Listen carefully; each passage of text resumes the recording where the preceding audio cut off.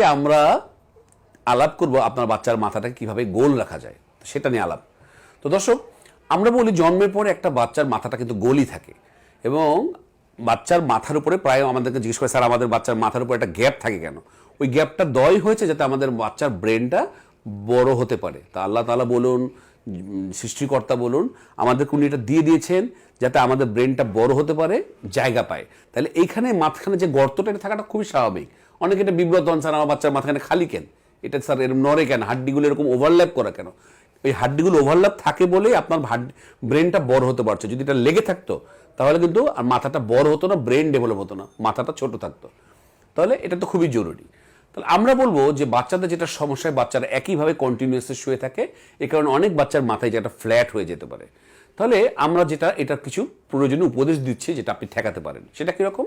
জন্মের পরে আমরা যে ধরনের একটা বালিশ ইউজ করতে পারি, যেটা ইউ শেপ পিলো, সেটা ঘাড়ের কাছে থাকবে যাতে তার নেকটা এদিক ওদিক ঝুলে না পড়ে। তাহলে সেইভাবে শুয়ে থাকবে।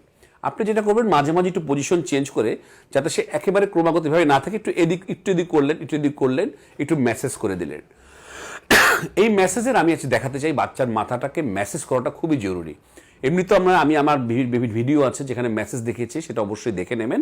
কিন্তু বাচ্চার মাথা গোল রাখার যে মেসেজ, সেটা খুবই সোজা। আপনি এইভাবে ধরবেন বাচ্চার মাথাটাকে, এইভাবে ধরে একবার এই করবেন, একবার এই। আমি যেটা করছি অত তো নিশ্চয়ই মানে হার্ডলি করবেন না, বাচ্চা খুব সফটলি। আবার দেখাচ্ছি, এই একবার, এই একবার, আবার এখানে এসে এই। আমি যদি ভালো করে দেখাই, সামনে এসে আবার এই একবার, আবার একবার। যেভাবে আমাদের গাড়ির ওয়াইপারগুলো ঘুরে বৃষ্টির দিনে, এই একবার, এই একবার।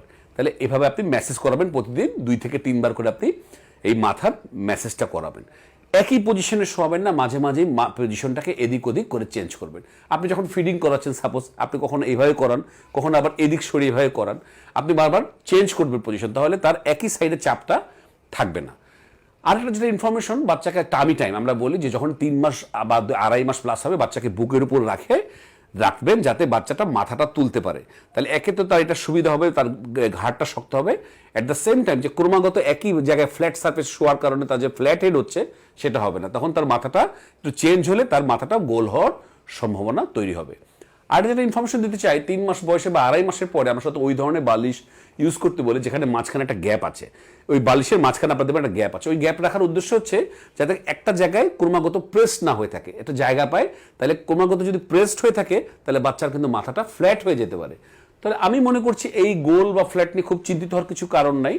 কেননা আমাদের ব্রেনটা 3 বছর পর্যন্ত বৃদ্ধি হতে থাকে, আমাদের মাথার শেপটা ক্রমাগত চেঞ্জ হতে থাকবে।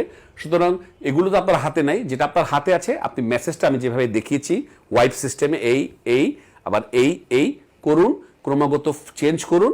আর 3 মাস বয়স থেকে ওই বাচ্চাদের ওই ধরনের বালিশ ইউজ করুন যেখানে মাঝখানে একটা গোল গর্ত আছে, এবং একটা টামি টাইম দিন বাচ্চাকে বুকের উপর রেখে, যাতে সে মাথাটা উঁচানোর চেষ্টা করে। তাহলে কন্টিনিউয়াসলি তার এই জায়গাটা প্রেশার পড়া কম হবে, সে মাথা তুলবে, তার মাথাটা গোল হওয়ার চেষ্টা হবে। তো দর্শক, গোল মাথা তৈরির জন্য আজকে আমার কিছু টিপস থাকলো। পরবর্তীতে নতুন কোনো টিপস দেখার জন্য আমন্ত্রণ রইল সবাইকে। আল্লাহ হাফেজ।